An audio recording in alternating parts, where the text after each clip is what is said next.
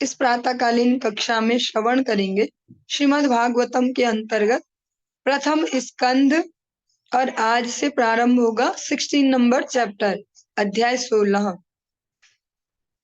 सूत उवाच ततः परीक्षित द्विजवर्य शिक्षया महीम महाभागवतः ससाह यथा हि सूत्यामभिजात कोविदाः समादिशन् विप्र महद्गुणस्तथा। सूत गोस्वामी ने कहा, एक बार फिर से आप सबको रिमाइंड करा दे, सबको रिमाइंड होगा भी, तो श्रीमद् भागवतम है ये हम अभी जो सुन रहे हैं प्रसंग। सूत गोस्वामी जी सौनकादि 88,000 88,000 जो ऋषि मुनि वहां पर एकत्रित हुए हैं, जो अलग अलग पंथों को मानने वाले, अलग अलग प्रकार मार्गों से भगवत प्राप्ति के लिए प्रयास करने वाले हैं। कोई योग वाला, कोई ध्यान वाला, कोई कर्म वाला, अलग अलग प्रकार से, कोई ज्ञान मार्ग, ऐसे 88,000 ऋषि मुनि वहां पर एकत्रित हैं और सौनक जी उनके रिप्रेजेंटेटिव हैं। उनके बिहाफ पे वो क्वेश्चन करते हैं सूत गोस्वामी जी से कुछ भगवान के अवतारों के बारे में, भगवान के लीला चरित्रों के बारे में और इस जगत की सृष्टि, इस प्रकार से अनेक अनेक प्रश्न पूछे जाते हैं जो आप स्टार्टिंग में श्रवण कर चुके हो। ये प्रश्न उनको लक्ष्य करके, उनको केंद्र में रखकर सूत गोस्वामी जी उनको श्रीमद् भागवतम का श्रवण करवा रहे हैं। इसी क्रम में हम सभी भी श्रवण कर रहे हैं। सूत गोस्वामी जी ने कहा, हे विद्वान ब्राह्मणों, तब महाराज परीक्षित श्रेष्ठ द्विज ब्राह्मणों के आदेशों के अनुसार महान भगवत भक्त के रूप में संसार पर राज्य करने लगे। उन्होंने उन महान गुणों के द्वारा शासन चलाया जिनकी भविष्यवाणी उनके जन्म के समय पटु मीन्स प्रवीण मीन्स जो परफेक्ट है, जो अपने सब्जेक्ट में इनका परफेक्शन है, ऐसे ज्योतिषियों ने की थी। सुत गोस्वामी जी कहते हैं कि जब पांडवों का भगवत धाम गमन हम सबने श्रवण किया, इसके पश्चात जो परीक्षित जी, अभी बहुत कम उम्र है उनकी, उनको राजगद्दी दे दी गई है, विवाह भी संपन्न हो गया है, वो राज्य करने लगे। और जो जो उनके गुणों के बारे में भविष्यवाणी की गई थी उनके जन्म के समय, आप सभी ने उनके वो सारे गुण सुने थे कि कौन सा गुण किस महापुरुष जैसा होगा, इस प्रकार से आप सबने श्रवण किया था। आज उन सभी गुणों को धारण करते हुए परीक्षित महाराज ने राज्य प्रारंभ कर दिया। सा उत्तरस्य तनया मुपयेम इरावतीम् जन्मेजयादिम् चतुरस्तस्यामुत्पादयत् सुतान्। राजा परीक्षित ने राजा उत्तर की पुत्री इरावती से विवाह किया। और उससे उन्हें ज्येष्ठ पुत्र महाराज जन्मेजय सहित 4 पुत्र प्राप्त हुए।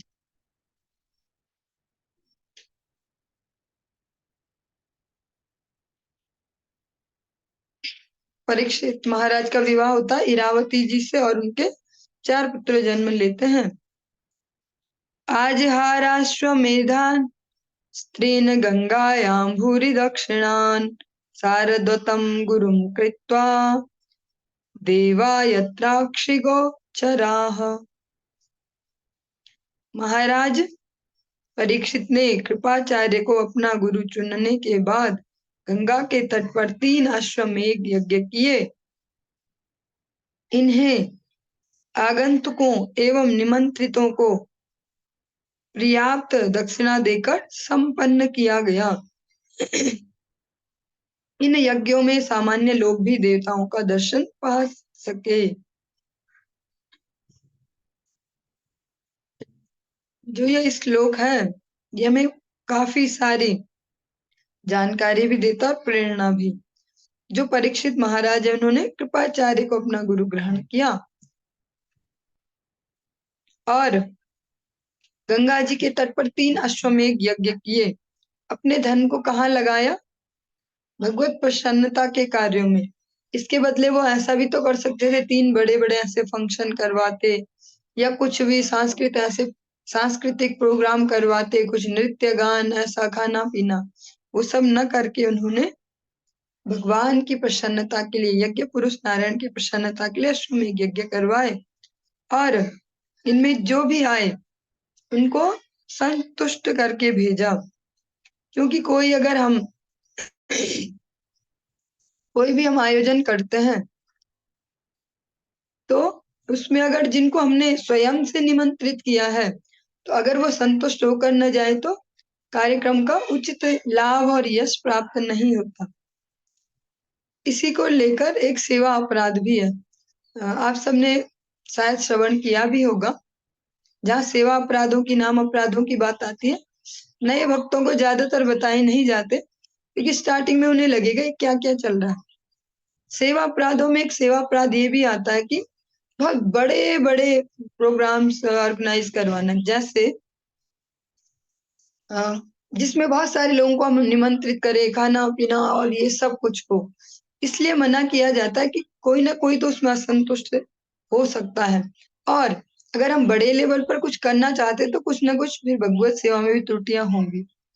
इस प्रकार से ऐसे कोई बड़े बड़े आयोजनों को उस सेवा अपराध के अंतर्गत रखा जाता है कि बहुत बड़े बड़े नहीं करवाने। लेकिन अगर आपके पास टीम वर्क है, आपके पास हेल्पिंग हैंड्स है, तो अवश्य वैष्णवों के निमित्त ऐसे प्रोग्राम करने चाहिए, वैष्णव सेवा के निमित्त। जो बेस है इसमें वो ये है कि अपने रजोगुण से प्रभावित होकर न करवाएं, अपना रजोगुण प्रदर्शन करने के लिए रासिक भाव से कि देखो हमारा वैभव इतना है, हम इतना बड़ा प्रोग्राम करवा रहे। इन यज्ञों में सामान्य लोग भी देवताओं का दर्शन पा सके। और जो ये 3 यज्ञ हुए इनकी एक खासियत है, जैसे इसमें नॉर्मल ह्यूमन बीइंग ने अटेंड किया इसको, ऐसे स्वर्ग के देवताओं ने भी किया। वो आराम से वहां घूम रहे फिर रहे, यज्ञ में बैठ रहे, सब उसको अटेंड कर रहे। सारे लोगों के लिए वो भी सुलभ हो गया देवों का दर्शन करना। जिन देवों को सामान्य जगत में भगवान के बराबर ला के रख दिया जाता है, कहा जाता सब बराबर है, सब बराबर है। हम इन इतिहास, जो ये हमारा एक्चुअल इतिहास है, इसके माध्यम से समझ पाते हैं कि वास्तव में देवता क्या होते हैं, मनुष्य क्या होते हैं, भगवत भक्त क्या होते हैं, भक्त की क्या महिमा है। महाराज परीक्षित भगवान के भक्त हैं, इसलिए उनके पास भगवान के दिए गए बहुत सारे भग हैं, बहुत सारे ऐश्वर्य हैं। उनके इतनी, जो बोल सकते हैं आज की डेट में जो हम बोलते हैं पहुंच है, इतनी जान पहचान है कि उनके बुलाने पे देवता भी आते हैं, उनके मेहमान बनके, उनके अतिथि बनके उनके निमंत्रण को स्वीकार करते हैं। ये भगवान के भक्त का ही ऐसा वैभव हो सकता है।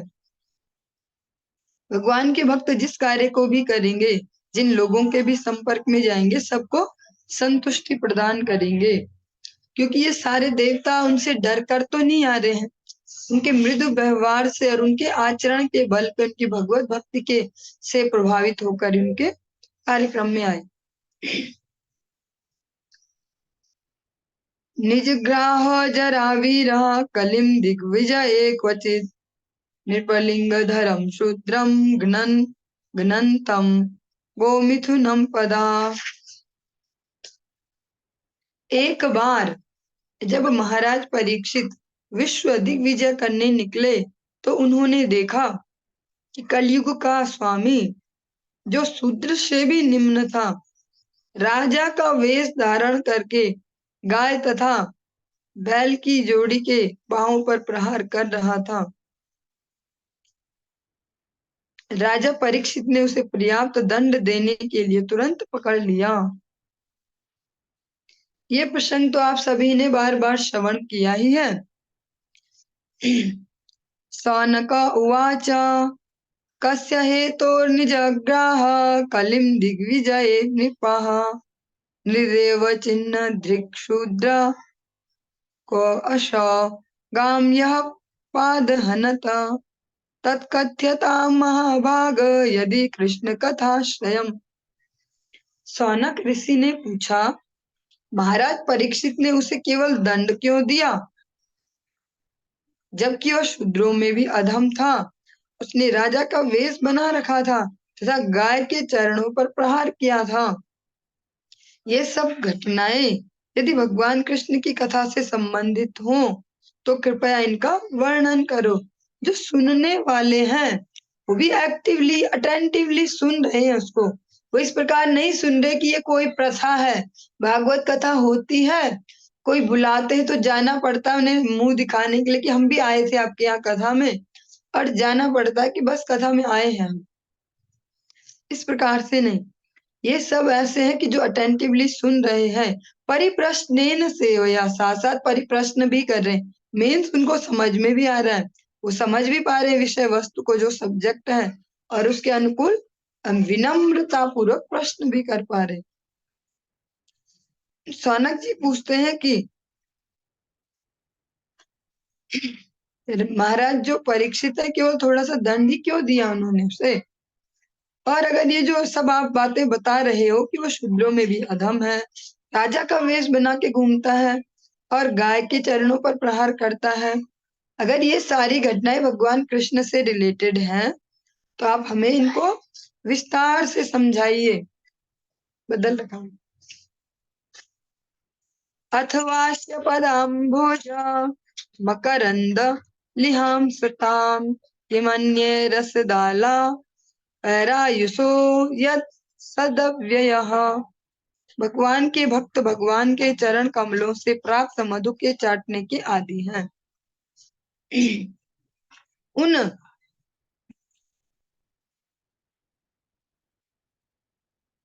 कथा प्रसंगों से क्या लाभ जो मनुष्य के बहुमूल्य जीवन को व्यर्थ नष्ट करे। ये बहुत ही सुंदर श्लोक है, बहुत ही प्रैक्टिकल श्लोक है अगर हम इसको ध्यान से समझ पाए। अभी जो हमने श्रवण किया उस श्लोक में सौनक जी कहते हैं कि अगर भगवान से कुछ रिलेशन है ना इस सब बातों का तो हमें अच्छे से समझाओ। अगले श्लोक में वो बोलते हैं कि जो भगवान के भक्त हैं वो भगवान के जो चरण कमल है उनमें जो शहद है, शहद मधु, क्योंकि चरण जो कमल है या पुष्प है उनमें मधु होता है, भले हमें दिखता नहीं है लेकिन उससे मधुमक्खी मधु लेके तो मधु को इकट्ठा करती है तो हमें दिखता है कि मधु है। तो यहाँ पर सौनक जी कहते हैं कि जो भगवान के चरण कमलों में जो मधु है उसको चाटने के, उसका आस्वादन करने के जो है यूज टू हो जाते हैं उनके भक्तों को हैबिट हो जाती है। वो हैबिट से भी ज्यादा कह सकते हैं, नशा लग जाता है एक प्रकार का, अगर बोले तो अनुचित नहीं होगा शब्द भी। भगवान के चरण कमलों में जो मकरंद है, मधु है, उसके पान करने की आदि हो जाते हैं भगवान के भक्त। और भगवान की कथा भगवान के विग्रह से अभिन्न है। आप सभी श्रवण करते हैं भगवान का नाम, भगवान की कथा, भगवान का धाम, भगवान के गुण, लीला, धाम, परिकर सब भगवान से अभिन्न है। अतः जो वो मधु है जिसकी यहाँ पर बात की जा रही है, भगवान की जो कथा है वो उसमें भी कोई अंतर नहीं है। तो आगे सौनक जी कहते हैं, अब अगली बात बताते जो बड़े काम की है। उन कथा प्रसंगों से क्या लाभ जो मनुष्य के बहुमूल्य जीवन को व्यर्थ नष्ट करे। इसमें एक शब्द आया कथा प्रसंग। जब आप जाते हैं बंगाल साइड में तो उधर जो बोल सकते हैं उधर की जो सभ्यता है, जो उधर की संस्कृति रहन सहन, वहां जो कथा वर्ड यूज करते तो जिसको हम गप्पे बोलते हैं ना उसको भी वो कथा बोलते हैं। वो शब्द यूज करते कथा, कि इसकी कथा बताना जरा, अच्छा मैं आपसे ना वो कथा कर रहा हूँ, उसकी कथा कर रही हूँ, ऐसे बोलते हैं। तो सौनक जी कहते हैं कि उन कथा प्रसंगों से क्या लाभ जो मनुष्य के बहुमूल्य जीवन को व्यर्थ नष्ट करे। ऐसी कथाओं का क्या फायदा जिससे हमारा मनुष्य जीवन बेकार जा रहा है। तो जो ये शब्द है ये उन्हीं कथाओं के लिए जिनको ग्राम में कथा कहा जाता है। इसकी गप्पे उसकी गप्पे, उनसे तो हमारा जीवन ही बर्बाद हो रहा है, टाइम वेस्ट हो रहा है। टाइम ही तो जीवन है, हमारा जीवन है क्या, एक टाइम पीरियड ही तो है। इतने पैदा होने से और इतने वर्ष तक तो एक टाइम पीरियड है, तो हम कैसे अपने टाइम को यूज करते हैं उससे ही हमारा जीवन सफल या विफल माना जाता है। तो सौनक जी कहते हैं कि ऐसा कुछ नहीं सुनना है भाई भगवान के भक्तों को जिससे उनका जीवन वेस्ट हो, जिससे टाइम वेस्ट हो। अगर भगवान से कुछ लिंक है तो वो सुनाओ, क्योंकि जो भगवान के भक्त हैं इनडायरेक्टली वो उन सब जो उनके साथ हैं उन सबको इसमें इंक्लूड कर रहे हैं कि हम सबको तो भगवान की जो चरणों का मधु है उसको चाटने का नशा है। भगवान की कथा सुनने के हैबिचुअल है। आप वो सुनो। शूद्रायुषाम नृणामं मर्त्यानामृतमिच्छताम इहोपहूतो भगवान मृत्यु सामित्र कर्मणि। हे सूत गोस्वामी, मनुष्यों में से कुछ ऐसे हैं जो मृत्यु से मुक्ति पाने के और शाश्वत जीवन प्राप्त करने के इच्छुक होते हैं। वे मृत्यु के नियंत्रक यमराज को बुलाकर वध किए जाने की क्रिया से बच जाते हैं।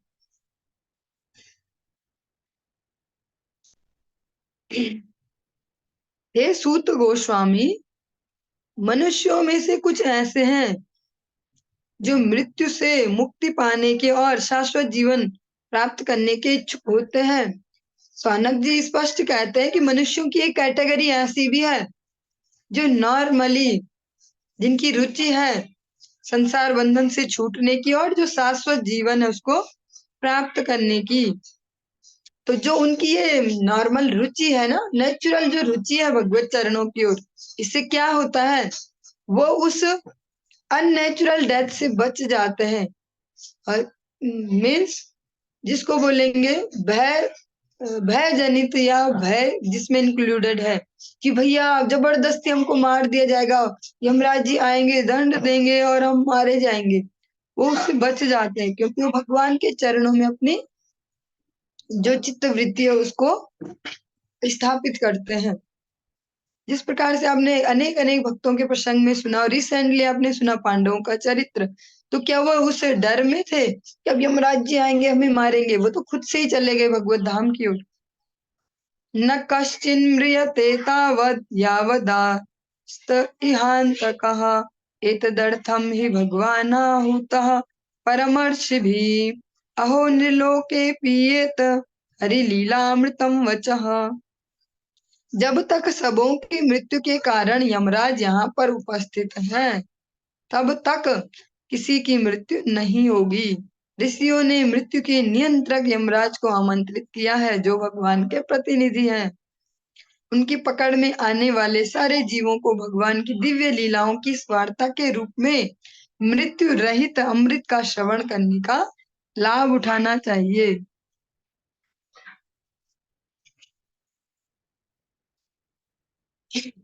जो यमराज जी हैं उनके दो रूप हैं। जिस प्रकार से जो भगवत माया है उनके भी दो रूप हैं। एक जो भगवान के अनुकूल जो भगवान निष्ठ जीव है उनके लिए है, और एक जो भगवान से विमुख है उनके लिए मोह माया दुरत्यय।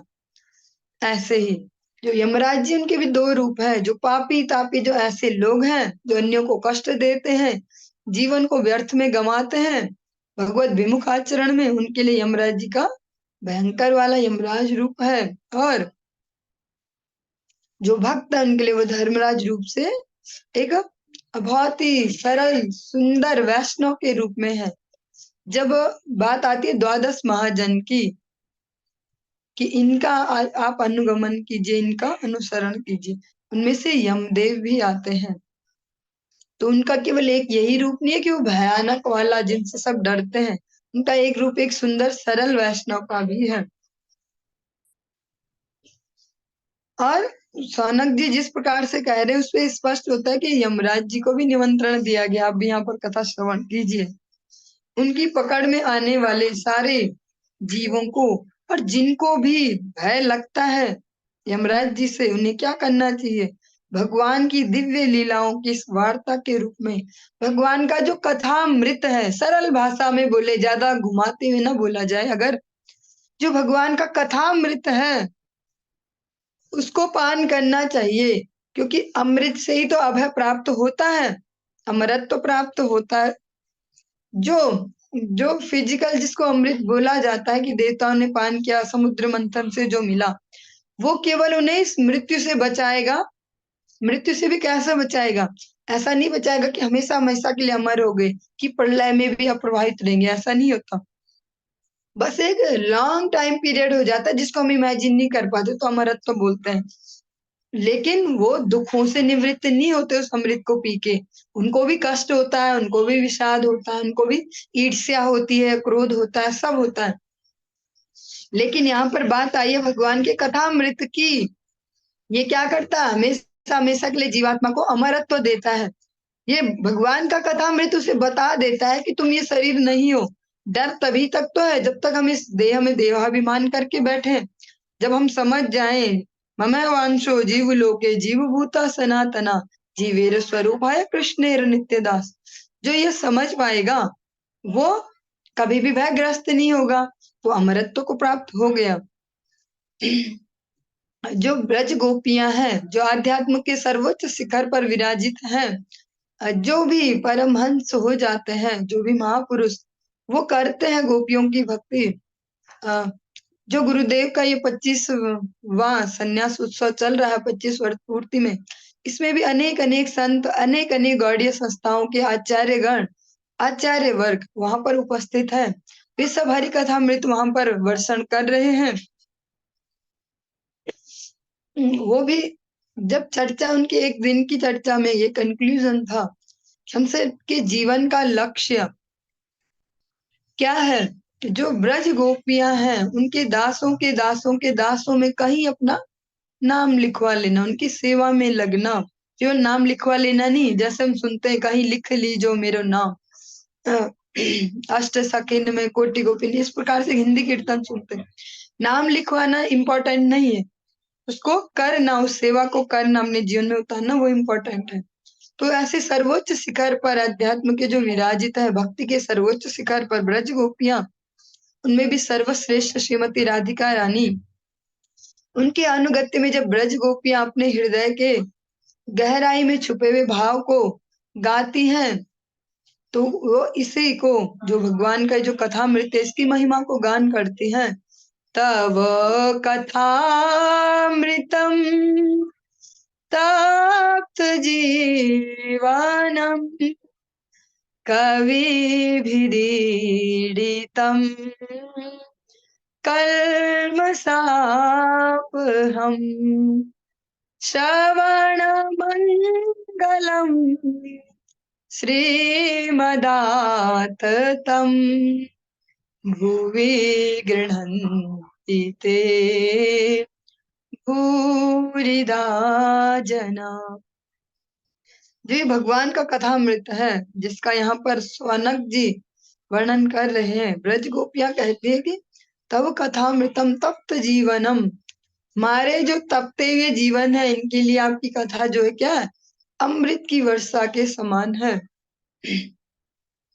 और इसके लास्ट में कहती है भूरिदा जना, जो आपके ऐसे अमृतमय कथा किसी को सुनाते हैं, सबसे बड़े दानी एक्चुअल में वही है।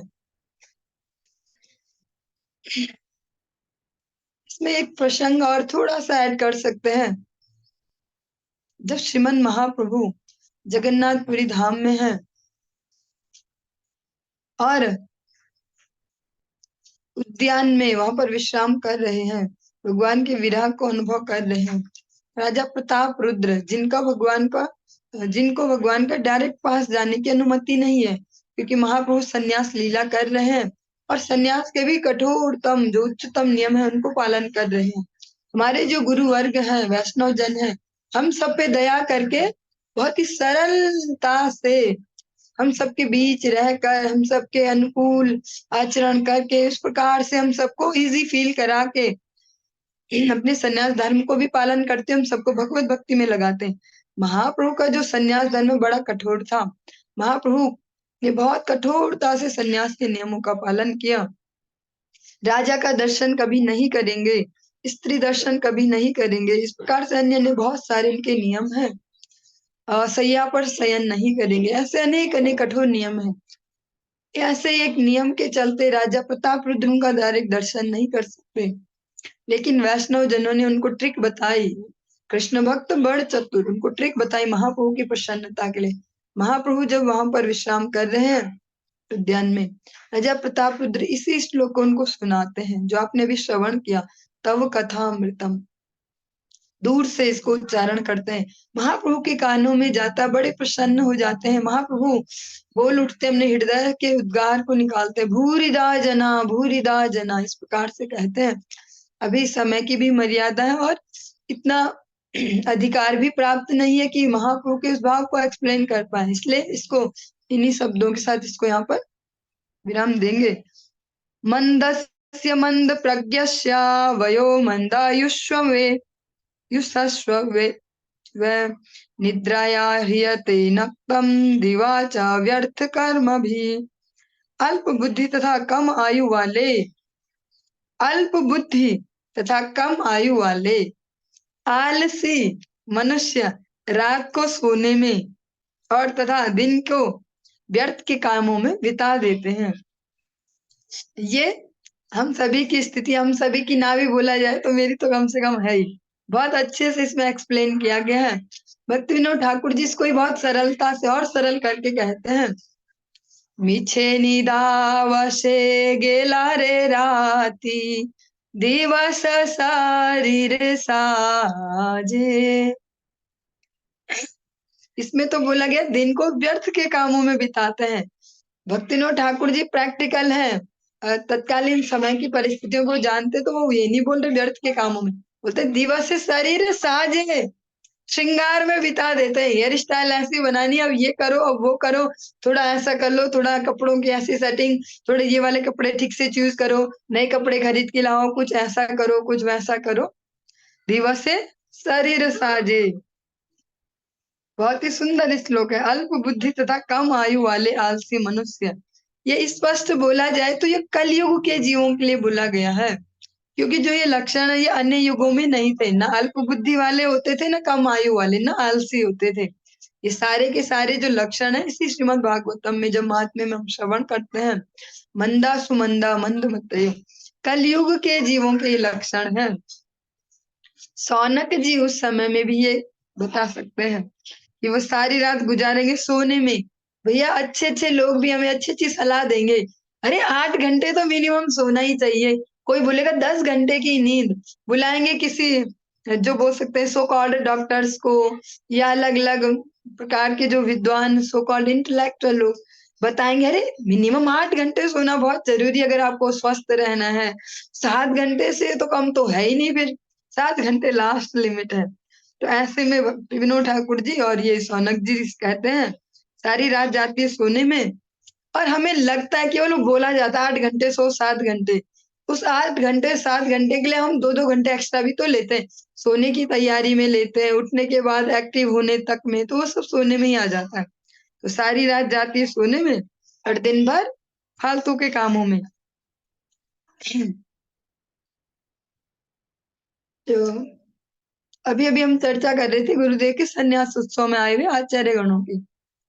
उनमें से एक आचार्य ने, उन्होंने बहुत अच्छे से एक बात बोली। उनका नाम है पूज्यपाद भक्ति विदग्ध भागवत गोस्वामी महाराज। बड़े ही स्टूडियस टाइप के, जैसे बोल सकते शास्त्रों पे गहन पकड़ है उनकी। बहुत अच्छे से उन्होंने उसको समय दिया अपने जीवन का, शास्त्र अध्ययन को। और शिष्य हैं वो नित्य लीला पृष्ठों शिष्य भक्ति प्रमोद पुरी गोस्वामी महाराज के, जिनका चरित्र आप शाम की कक्षा में श्रवण कर चुके हैं। प्रणवानंद ब्रह्मचारी, आपने सबको नाम याद आया होगा, उनके वो शिष्य है महाराज जी। तो बहुत अच्छे से वो हरि कथा को शास्त्रों से दृष्टांत लेके बहुत अच्छे से एक्सप्लेन करते हैं, ऐसे एक्सप्लेन करते कि दिमाग खुल जाए। तो वो कह रहे थे कि जैसे हमको नॉर्मली बोला जाता है इस जगत में, अरे काम करते चलो नाम जपते चलो, ऐसे हम सबने सुना ना, काम करते रहो और नाम लेते रहो। मतलब जो बेस है वो है काम करना, और जो उसके ऊपर कुछ रखा गया वो है नाम जपना। हाँ, काम करना मुख्य है, गौण है नाम जपना।